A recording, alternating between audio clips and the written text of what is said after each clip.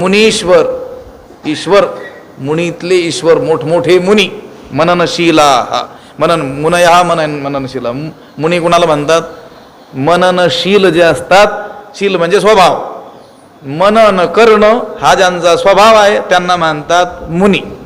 श्रवण, मनन, निधिध्यासन. आपण मनन शब्द ऐकलंय की नाही? ज्याचं श्रवण केलं त्याचं काय केलं? पुन्हा मनन केलं.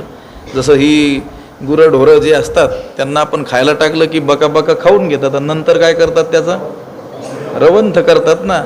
तो रवंथ म्हणजे मनन.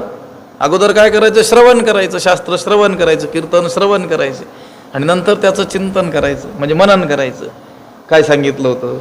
त्या अभंगाचा अर्थ कसा सांगितला, यांनी कसा सांगितलं, याचं काय करायचं? आपलं आपणच. तर ते लक्षात राहील. केवळ श्रवण, या कानं दिले म्हणून श्रवण केलं, दोन दिले म्हणून एकानं केलं, एकानं सोडून दिलं, असं करायचं नाही. त्याचं पुन्हा काय